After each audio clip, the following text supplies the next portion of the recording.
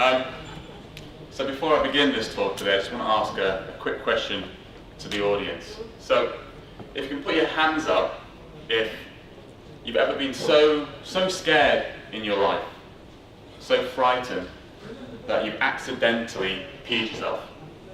Keep your hands up. A few minutes ago. Okay, you can put your hands down now. So that was about 50% of the audience there. And hopefully by the end of this talk, that number will have increased. Because today, we're going to talk about security and how to hack a Node application. So my name is Asim, with that lovely introduction there. My name is Asim Hussain. On Twitter, you can find me at JawAche. I blog about Angular and JavaScript on my site codecraft.tv. And I'm also what's called a cloud developer advocate at Microsoft with Simona. So we work on the Azure team. We're kind of a conduit between the Azure team and the project managers and you, the developers. So if you've got any questions or complaints about Azure, come see me afterwards, or Simona. So to begin with, I'd like to tell you a story about my first startup called Event Sushi. So it was an event site, so it basically aggregated events from Facebook, Meetup, Last.fm, a bunch of different sites. And at the time I was working in investment banking, my career was going pretty well paid. And this was just a side project. But it was going slightly okay, very, very slightly okay, slightly successful. So I did what every entrepreneur does, quit a well-paying job to focus on it full-time. And did I mention I was working in investment banking? So I was quite arrogant as well. At the start I had a bunch of investors who were initially very interested in working with me and giving me money, but I was like, no. This is going to be $1 billion startup. I want 100% equity. I don't want any money. So you can tell where this is probably going to go, right? So 6 months later, I'm running out of money, my money.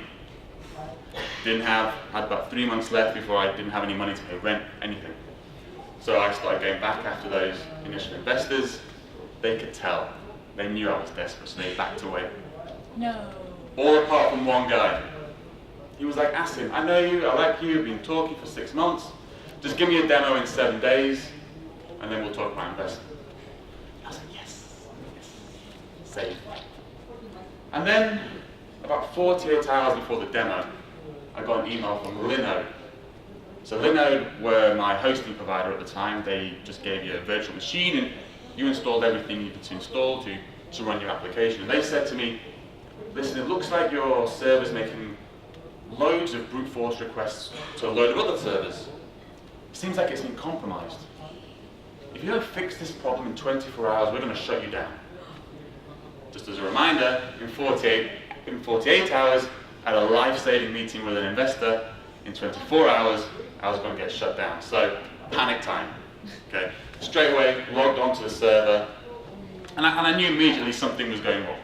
In the temp folder, there was loads of things I hadn't created. There were scripts that were being run, definitely doing brute force attacks across to other servers. But to cut a long story short, after a lot of investigation, I noticed that PHP was running on my server. I'm not a PHP developer. Why is PHP running on my server? And then I remembered, when I first set up the server, I'd installed WordPress.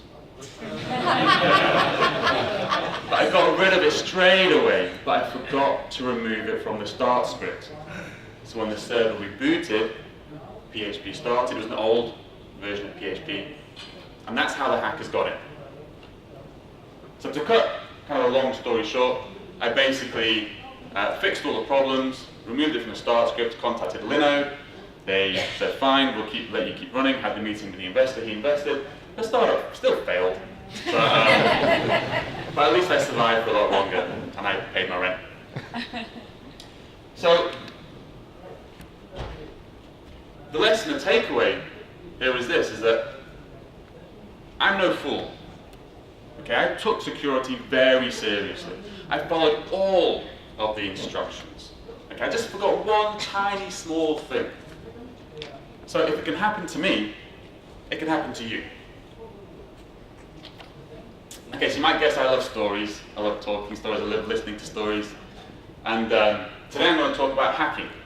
I'm going to talk about hacking through a series of 4 different hacking stories. Some are specific to Node. Some are more general web development.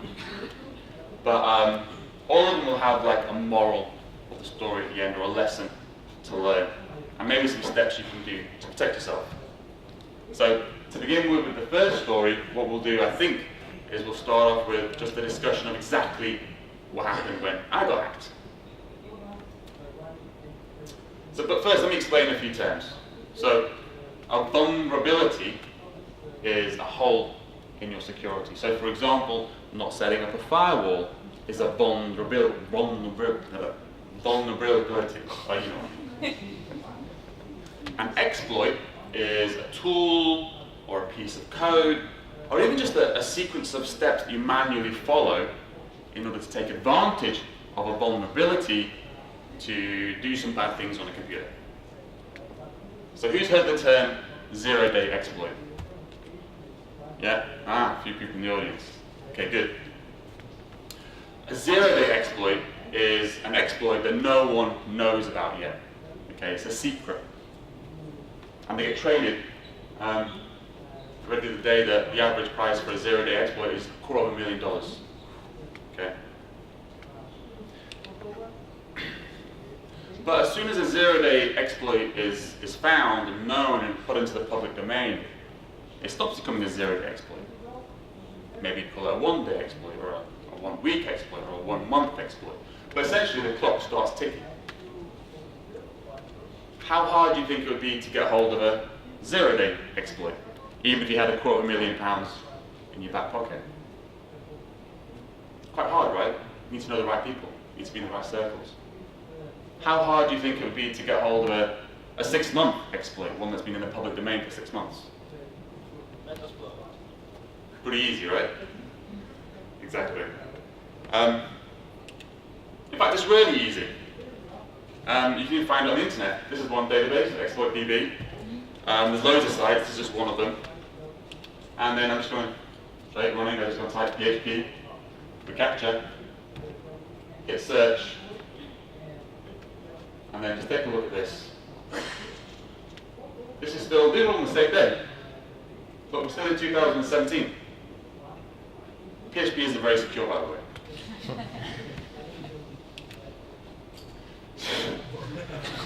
So we all like to believe hackers look like this. Who knows this? Mr. Robot, right? Yeah. We all like to believe hackers are like this. Black hat, mysterious, geniuses. And I think we like to believe that because it makes us feel better when we do get hacked. You know, it's not easy to say to your boss, I don't know, I mean, it's Mr. Robot hacked me. How am I supposed to defend against that? You know. But when I got hacked, Mr. Robot didn't hack me. They didn't use a zero-day exploit to get onto my server. I was running a really old version of PHP. My attacker Googled how to hack me and then just followed the instructions they found on the internet. Okay? It's not hard. In fact, it's even easier than that. We're all developers. How many of you have spent a day writing a script to automate something that probably only took you 5 minutes to do anyway? Right? We script everything. So why wouldn't hackers automate everything? And they do. This is one tool, Metasploit. You can just use it, install it, point at a website, or scan it for vulnerabilities. It's got loads of different plugins, and it can even automatically apply a bunch of exploits. Yeah? But I read the statistic the other day, 27% of all sites can be hacked automatically. So what can we do about all this? We're still vulnerable to zero-day exploits. You can't protect yourself from stuff you don't know about. Okay? But you can protect yourself from stuff you do know about. You can defend from known exploits simply by keeping your software updated. It's easy. All you've got to do is update your operating system every day, and then, oh yeah, your web server, you've got to update your web server every day, and then, oh yeah, your database, you've got to update your database software every day, and oh shit, I'm writing a Node application, so I've got to update all of my NPM modules every day. Oh my god, this is actually quite a lot of hard work, and my boss is getting upset because I'm supposed to be writing functionality, but all I'm doing every day is updating software on my server. And that's why, after I got hacked, I pretty much exclusively started using PaaSes. So let me explain what PaaS is. So we can have on-premise environment. So this is where you have a hardware, you have a server, you stick it in a data center. If the hard drive fails, it's your responsibility to fix it. And you're also responsible for the operating system. You install the operating system, the web server, the database, whatever else. That's your responsibility. And then also the application itself. Remember, your app developers. And then we have infrastructure as a service. So this is things like Azure and Google Cloud and Amazon. So you can basically get a virtual machine, which means that they're responsible for the hardware. If the hard drive failed, they fix it. But you're still responsible for the operating system, and the web server, etc., and also the application itself. And then finally, we have platform as a service. So then these providers, they handle the hardware. They also handle the operating system, so they make sure that's all installed, the web server, etc. And then you are just responsible for managing your application. And then we've got a bunch of these. So we've got Heroku, which is one I've used a lot in the past. We've also got Google App Engine. We've got Amazon Beanstalk. And for my company, we've got Azure App Services. And it doesn't matter which one you use. Doesn't matter which one you use. Just use one of them. Okay, that's what I'm saying. And if you're still not 100% convinced about this, who's heard of this recent hack, the Equifax hack? Not that many.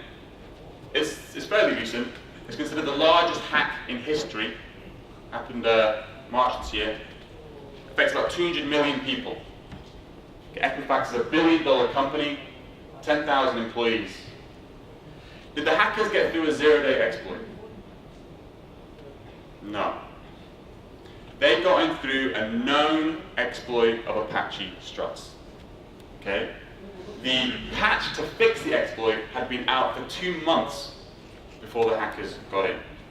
All they had to do was update the software to stop the hack. That's all they had to do. And they didn't. And that's how the hackers got in. And one of the coolest things about Azure that I really like is something called the Azure Security Center. So when it comes to alerting for security threats, you have lots of these little different signals out there. But if you actually just alerted on each of these different signals, that would just be too much noise and you just end up ignoring all the alerts. So what we did is we trained an AI to detect security threats. We basically took a large data set, identified some of them coming from real hacking attempts, trained an AI, and now you can just switch it on in Azure with a click of a button, and it will just alert you when you have, it will connect all these signals together and give you real alerts.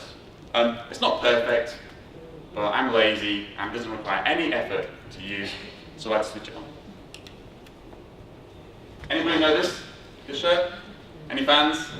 Oh yeah. Okay. It's Always Sunny in Philadelphia. It's a comedy show from the US. And this is one of the characters in it called Charlie Kelly. He plays the dumbest character. He's like a janitor. He kills rats all day. But he thinks he's a good lawyer. So whenever he gets into trouble, he goes to court and he tries to represent himself very, very badly. So in my closing arguments, I'd say that thinking you can create a secure platform to host your application when you are not an expert in security is like thinking you can represent yourself in court when you're not a lawyer. Okay? Did I manage to scare any of you? No? Not really? Maybe the next story.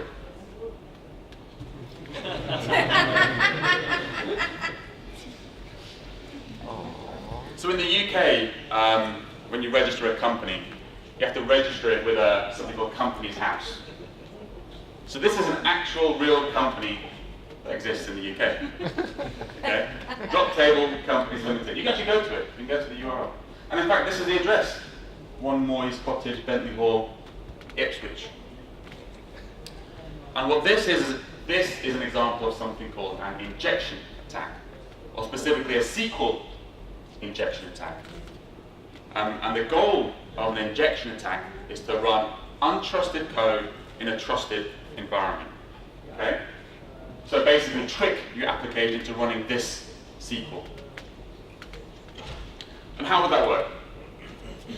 Let's say you've got a script somewhere which is just looping through all the names of companies in Companies House, and you have some simple SQL in your script like this. But then when you put that name in it, this is what happens. Okay, so select star from companies by name. No, nothing happens there. Drop table, companies. You're going to drop your companies table. And then this is just a comment. And you're probably saying, okay, Asim, fine, fair enough. I'm going to lose my companies table, but I backed this up. I backed up my companies table, so what? It's not a big deal. Well, the thing is, drop tables isn't the only command you can run.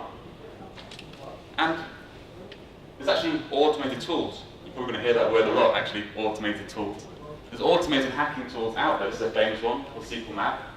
Automatic SQL injection and database takeover tool. Takeover tool. Scary, right?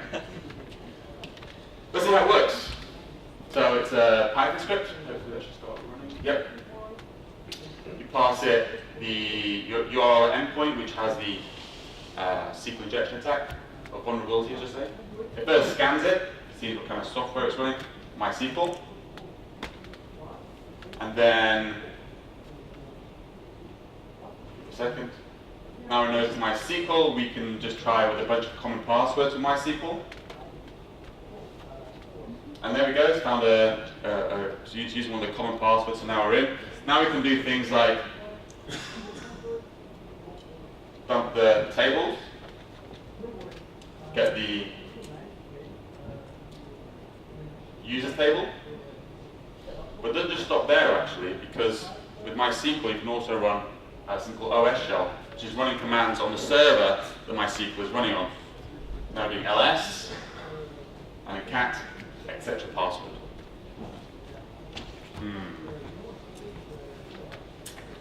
So in about a minute, we managed to get access to the database, dump the users table, and then even run commands on the operating system.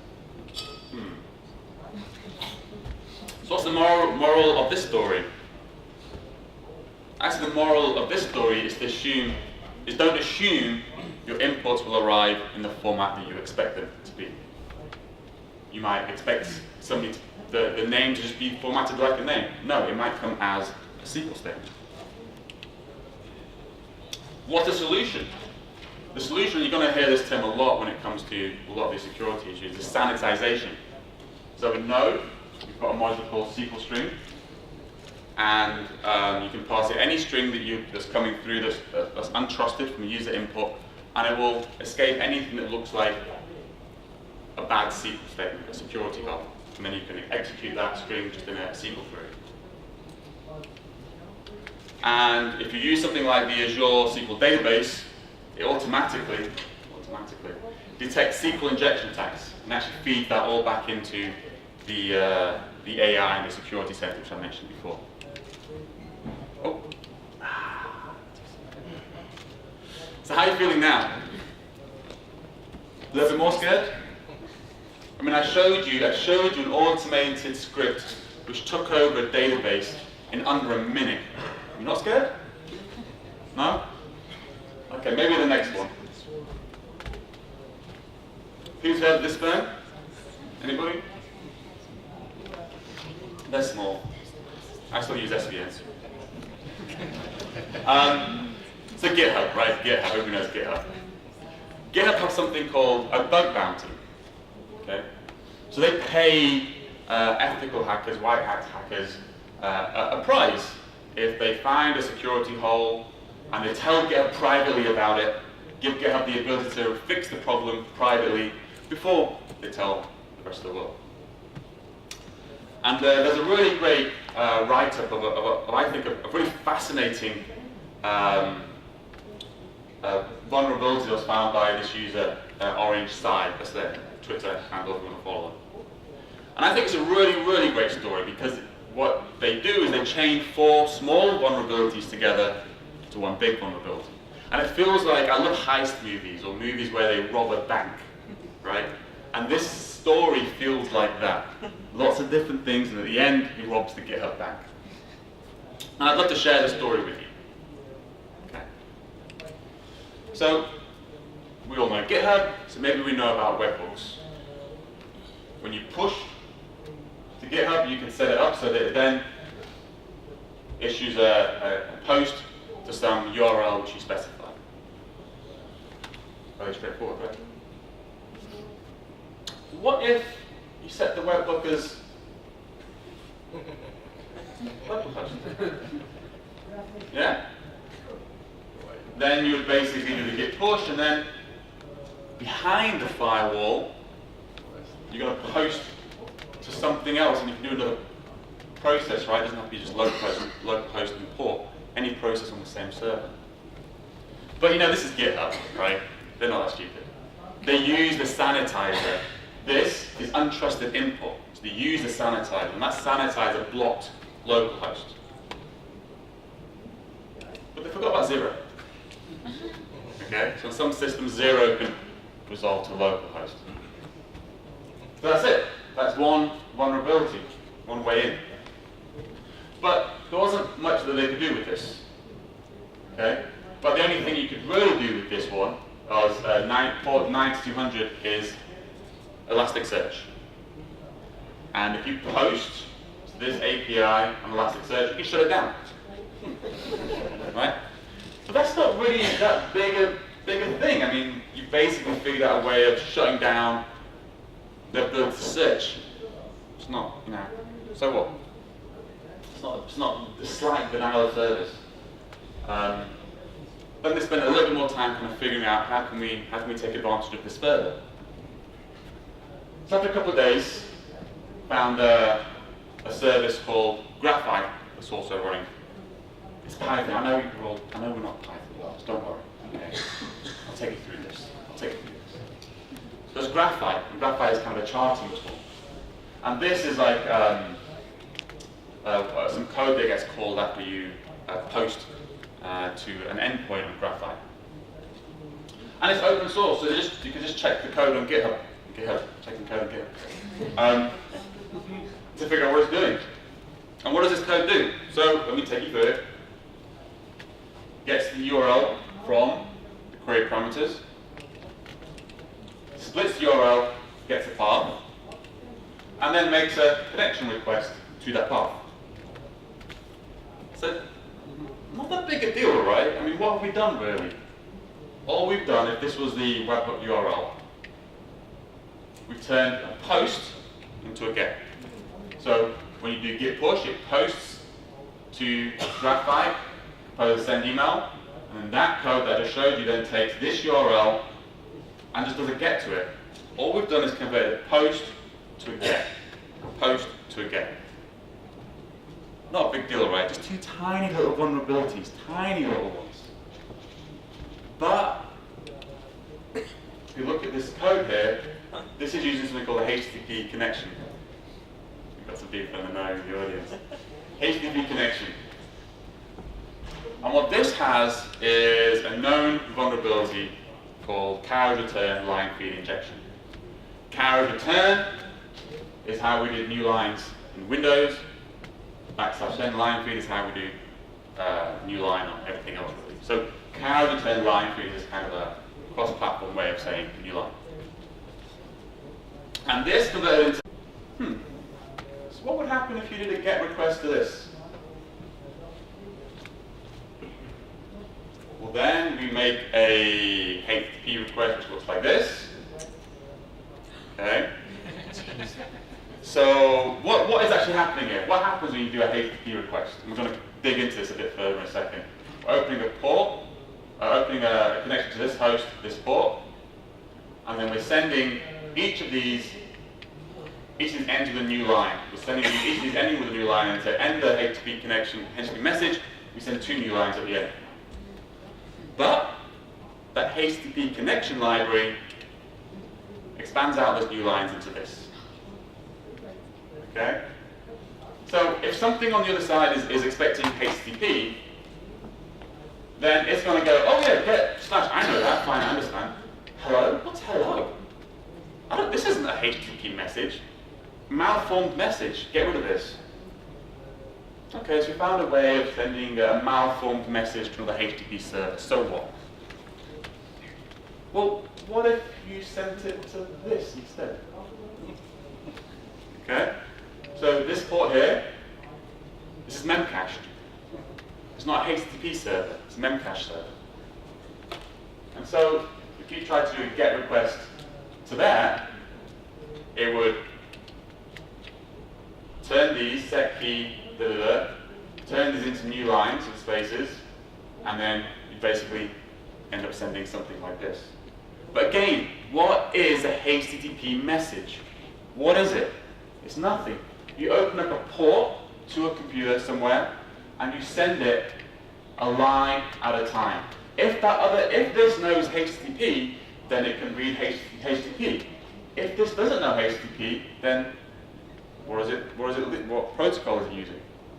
So this is memcache. So what's going to happen? First, it gets sent the first line. Memcache is like, I don't know this. Get rid of it. Gets sent the second line. And it goes, oh yeah. I understand this command. Set key the key. I'm going to set the data, and this is going to time out values. It's like, right, yeah, I understand that one. Good. Then it goes, what's this? Get rid of this. I don't know what this is. Why are you sending me this stuff? What? Okay, that's what's going on when you're sending this HTTP message to memcache. It's just opening a TCP connection, sending it messages. That's all we're doing, right? I don't know why it is on my slides. And what that is what the whole thing I showed you. That's called smuggling protocols. Okay. Inside a HTTP message, which is sent using a HTTP protocol, we smuggle the memcache protocol. Okay, fine. So now we have the ability to set some data in memcache. So what? Who cares? So, and we all like storing data in memcache. We're all developers. We love storing data in memcache. It can really save performance, a bunch of other things. But we're all lazy. Okay, so we don't really like storing stuff in memcache manually. That's boring. We like using automated libraries, where we can pass it an object, it automatically serializes everything. We take that string, we store it in memcache, and then we deserialize it back into an object, call a function, and we're happy. Oops. But now we can set data in memcached. You take your object, you serialize it into memcache, you then deserialize it. You're not deserializing your object, you're deserializing my object. You're not calling your function, you're calling my function. And that's what it did. By scanning the keys that existed in memcache, found this one. When you use these libraries that automatically serialize an object, they will sometimes use the name of the class as part of the key. So by scanning the keys in memcache, found this one, deprecated, instance variable proxy, deprecated. Instance variable proxy was discovered to have a known vulnerability. So they added deprecated in front of it. Now, as a developer, you actually had to write down new deprecated. You had to actually have acknowledged that you were using a deprecated version of a class, and that's what they did. They used deprecated. And what was this? Why was it deprecated? Well, it was deprecated because instance variable proxy had a vulnerability where if you deserialized the object, just the act of deserializing it, you could adjust its serialized form in such a way that it executes a command on the server. Just the act of deserializing an object can execute a command on the server. So in the end, this is the webhook URL, which Orange set. So 4 vulnerabilities chained together. The first one, remember how innocent the first one was? Yeah, even the second one. That was the first post. The second one, we turned that post into a get. Still very innocent. And then, okay, this is the set command for memcache. This is the key that you're setting. And then this is the data that you're serializing. This is what you're messing up with. So setting the GitHub product search query, that's the key. And if you go here, this is it. This is the ID, this is the command which is now going to be executed if you deserialize this object. And this is the video they sent to GitHub to prove that they got it working. So you get your profile, add a webhook,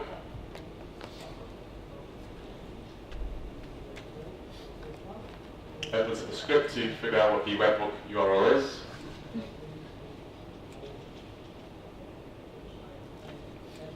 There it is. Copies, pastes. That's it. And then just going to run a command to basically, so you print out any commands that get run on that server. And then you just do a search, any search. That's the output of the ID command on the server. Okay? That's it. Running a search runs a command on the server. I think they got like $15,000 from GitHub for this. It was a big bug. So what's the moral of the story? I think the moral of this story is that big exploits can be made from smaller exploits. Attacks, or we like to think attacks coming through one big hole in our security. So if you don't see that big hole, you're safe. No, attacks coming through lots of different vulnerabilities and exploits that you chain together. So if you found, and remember in GitHub there was only one vulnerability that was directly GitHub. Everything else was other services. So if you look at your code and you see a little vulnerability, I think the moral of the story is, fix it. So how are you feeling now? Yeah? Anybody want to go to the toilet? Have a break for a minute? No? Okay, maybe after the next story. Let me have some water for this one. So while I'm drinking this water, have a think about what this code is doing on the screen there.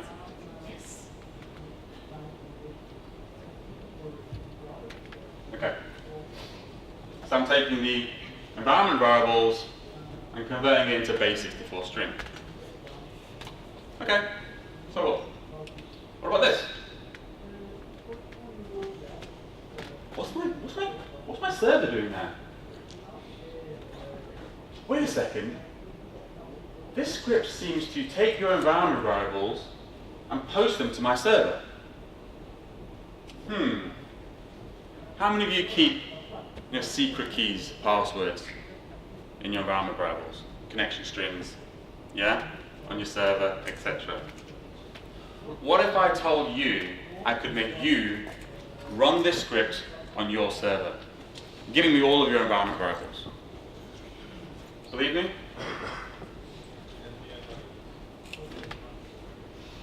What about now? The file name is package-setup.js. Maybe? What about now? Okay, it's an NPM module. So when you install this NPM module, you're sending me all of your environment variables. I know what you're thinking. You're thinking, okay, Asim, fine. If I was to install your NPM module on my server, then I would give you all of my environment variables. Yeah, and you're like, oh, okay, fine. But then you saw this tweet when was it? Almost 2 months ago now. So Kent Dodds has a package called crossm with the hyphen. And what somebody has done is they've created crossm without the hyphen. exactly the same, with just that package setup script that sent them the environment variables. I think they were called hack task. Okay? And this is called typo spotting. And it's not just Node that has this problem, everybody's got this problem. And because how many of you have sat there and gone, oh, I can't remember, was it with the hyphen or without the hyphen? Yeah, it worked. Excellent, excellent, excellent. How many times have you done that? I've done that so many times. But think about it, when you're running npm install, you're giving another developer the right to run code as if it's you. How can you defend against that? There's no firewall you can do to stop that, right? So what's the moral of this story? So I think the moral of this story is that we're too trusting, okay? But I've thought about this a lot more, and I've really tried to think about why has this one thing scared me so much. And I think it's because it was open source. If I was to walk up to you and go, hey, I've got this awesome binary, right? It's twice as fast as the competitor, right? Just use it on your software, but I can't show you the source code, but just use it, it'll be really good, I swear. You wouldn't install it. I don't trust you. But this stuff was in the open source. You could go to GitHub and see the source code. So we just thought, okay, fine, no one's going to put an exploit in the open source domain. But that package was up for 2 weeks before it was discovered. Right? CrossEnd is downloaded 1 million times a day. Yeah? The npm have taken down CrossEnd.